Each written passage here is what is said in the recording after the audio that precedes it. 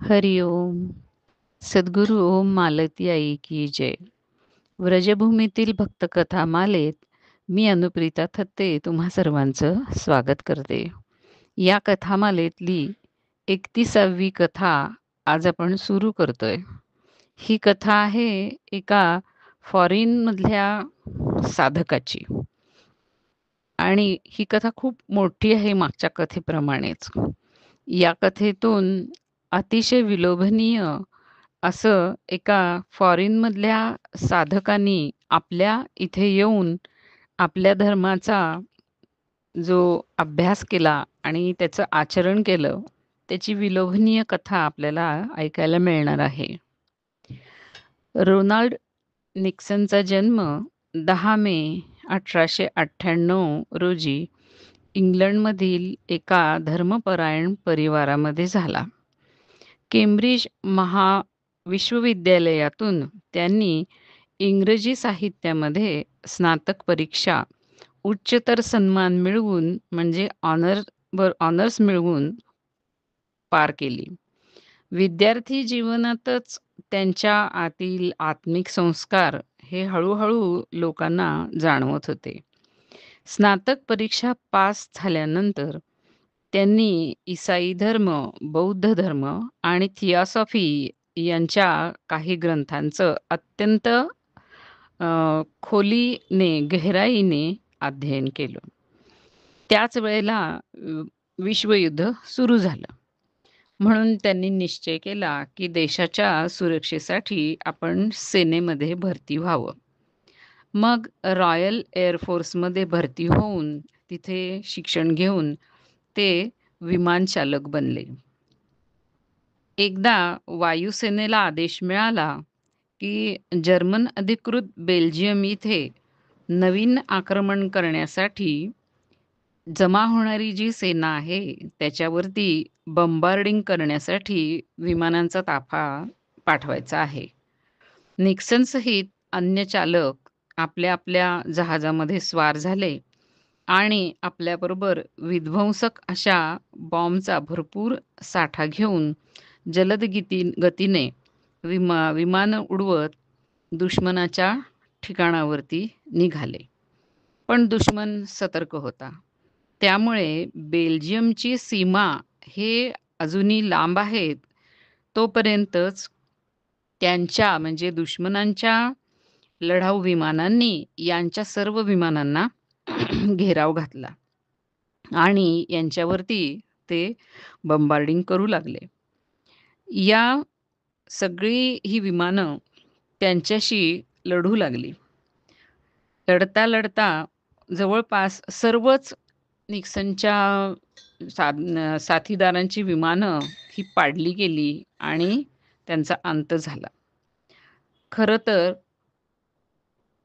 निक्सनच्या विमानाचंही तेच होण्याची परिस्थिती होती. परंतु त्यांचं भाग्य काही वेगळंच होतं. अचानक खिडकीतून त्यांची नजर बाहेर गेली आणि त्यांच्या चक्षुसमोर एक दिव्य दृश्य त्यांना दिसू लागलं.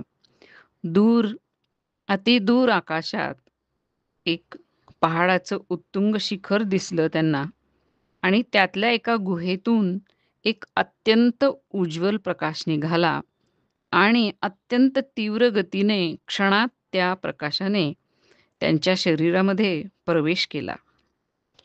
अर्धबाह्य शुद्धीच्या अवस्थेमध्ये त्यांनी असा अनुभव घेतला, की एक वेगळाच वैमानिक आत बसलाय. त्याने त्यांच्या मनावर आणि देहावरती पूर्ण अधिकार केलेला आहे आणि तो दुसरा वैमानिक आता हवाई जहाज चालवतो आहे. त्या दुसऱ्या वैमानिकाने अत्यंत तीव्र गतीने खूप उंच त्यांचं विमान नेलं. खूप उंच विमान नेल्यावरती त्याने अचानक एका वेगळ्याच दिशेला ते विमान वळवलं आणि मग निक्सन बेशुद्ध झाले.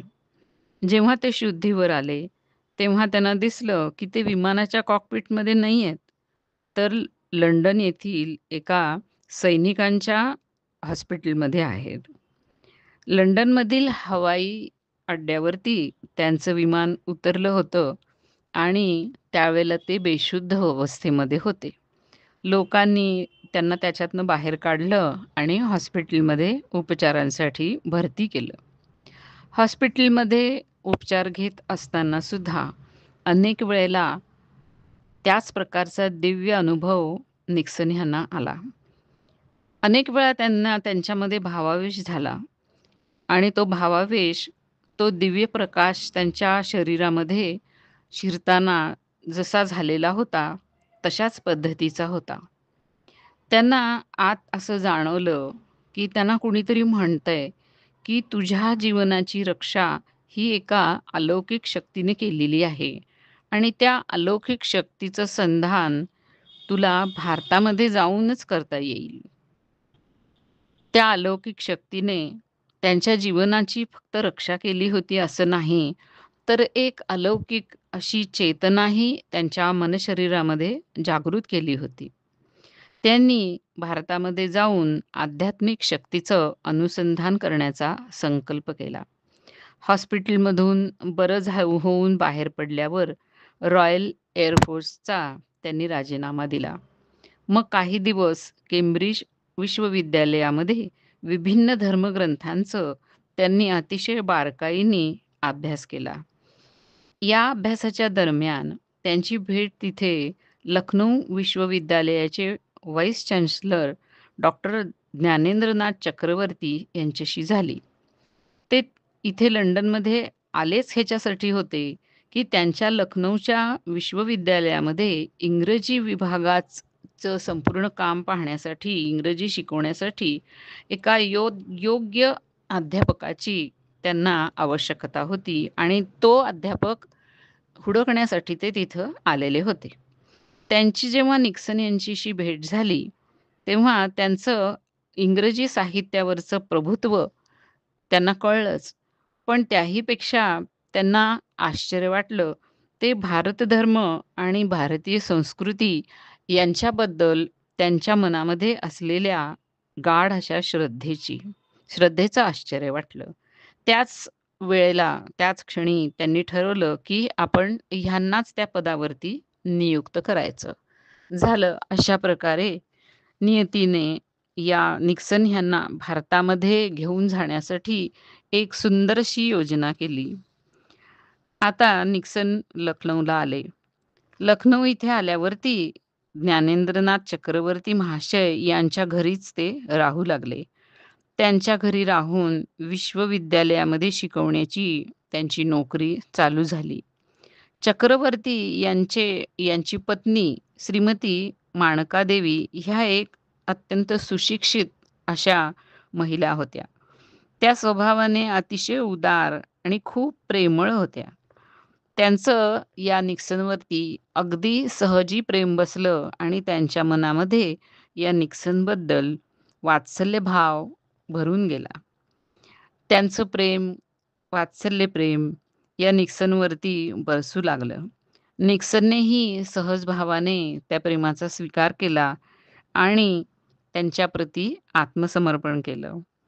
निक्सनला माणकादेवी गोपाल म्हणत आणि निक्सन त्यांना आई म्हणून हाक मारत असे. आता शिक्षणाच्या बरोबर म्हणजे शिकवण्याच्या बरोबर रोनाल्ड निक्सन यांनी आध्यात्मिक क्षेत्रामधली आपला जो शोध घ्यायचा होता, त्याची सुरुवात केली. त्या सुरुवातीच्या काळात बौद्ध धर्माबद्दल त्यांच्या मनामध्ये अतिशय आकर्षण होतं. म्हणून अत्यंत परिश्रमाने त्यांनी प्रथम पाली भाषा शिकून घेतली. नंतर बौद्ध धर्माच्या मूल ग्रंथांचं अतिशय सखोल असं अध्ययन केलं. त्यात सांगितलेल्या पद्धतींनुसार त्यांनी ध्यानधारणादींचा सुद्धा अगदी कसून अभ्यास केला. तरीसुद्धा त्यांच्या मनाची काही तृप्ती झाली नाही.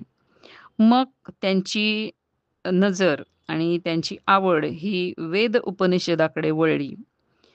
त्यांनी संस्कृत भाषा शिकून घेतली आणि त्यामध्ये पांडित्य मिळवून वेद, उपनिषद आणि गीता यातील तत्वान्वेषणाकडे ते लागले. त्याचं अध्ययन करू लागले. विश्वविद्यालयातील जे विद्यार्थी होते, ते प्रोफेसर निक्सन यांच्या व्यक्तिमत्त्वाच्या प्रभावाने त्यांच्यावरती अतिशय प्रेम करीत असत. त्यांचा पांडित्याचाही प्रभाव होता आणि त्यांच्या एकंदरीत व्यक्तिमत्त्वाचाही प्रभाव होता. हा प्रभाव फक्त कॉलेजमधल्या विद्यार्थी-विद्यार्थिनी आणि शिक्षकांच्या वरतीच होता असं नाही, तर लखनौमधील इतर व्यवसायातल्या ज्या गणमान्य व्यक्ती असतील, ज्या उच्चभ्रू समजल्या जातात, त्यांच्याही आकर्षणाचं केंद्र बनले हे निक्सन. आपली अगदी सुंदरशी गौर अशी कांती, त्याच्यानंतर त्यांचा जो पुष्ट आणि सुडौल असा देह, त्यांचं सुहास्य, त्यांच्या विलक्षण बुद्धीच्या आभासाने चमकणारे ते निळे डोळे आणि मुख्य म्हणजे त्यांचं बोलण्यातलं कौशल्य. यामुळे ते सहजपणाने लोकांची मनं जिंकत असत. व्हाईस चान्सलर ज्ञानेंद्रनाथ चक्रवर्ती आणि त्यांची पत्नी माणकादेवी हे सुद्धा त्या काळातील लखनौच्या सभ्य आणि सुशिक्षित समाजाचे जणू मुकुटमणी होते. माणकादेवी यांच्या स्वामींच्या बरोबर म्हणजे आपल्या पतीबरोबर युरोप, अमेरिका अशा खूपशा देशांची सहल झालेली होती आणि ते त्यांनी अतिशय अभ्यासपूर्ण रीतीने पाहिलेलं होतं. त्यामुळे भारतीय शिष्टाचाराबरोबर पाश्चात्य एटिकेट्ससुद्धा त्यांना अत्यंत उत्तम पद्धतीने अवगत होते. वेशभूषेच्या दृष्टीने जर बघितलं किंवा वागण्याच्या दृष्टीने बघितलं, तर माणकादेवी ह्या अल्ट्रा मॉडर्न वाटत असत. पार्टीमध्ये त्या लिपस्टिक वगैरे सर्व मेकअपचा वापर करत, सिगारेट ओढत आणि सिगारेटचा धूर तोंडातून सोडत-सोडत आपल्या घरातल्या पार्टीमध्ये एका टेबलपासून दुसऱ्या टेबलवरती जायचं. तिथे हास्यविनोद करायचा आणि मोठ्याने हसायचं, गप्पा मारायच्या.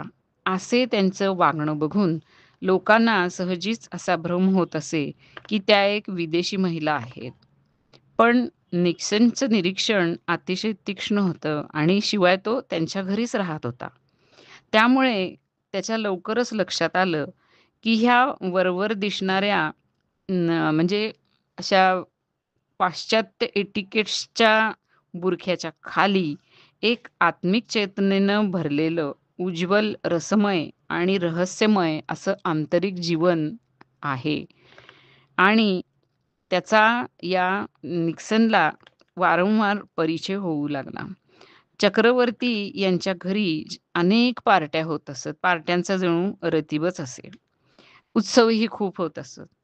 आणि त्याच्यामध्ये या माणकादेवी ह्या सराईतपणे सर्व आलेल्या गेलेल्यांची चौकशी करत त्यांच्यामध्ये मिसळून जात असत.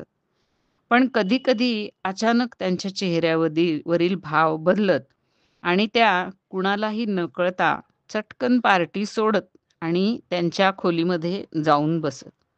निक्सनच्या मनामध्ये या सगळ्या पाठीमागचं रहस्य जाणून घेण्याची इच्छा उत्पन्न झाली आणि त्यांनी ठरवलं, की या असं का करतात? त्या नक्की पार्टी सोडून का जातात? कुठे जातात आणि काय करतात? हे आपण पाहायचं. आणि लवकरच त्यांना अशी संधी पण मिळाली. त्यावेळेला या निक्सनला काय दिसलं आणि पुढे त्याच्यातून कसं आध्यात्मिक जीवन फुलत गेलं, ह्याबद्दल आपण पुढील भागामध्ये ऐकूया. हरी ओम.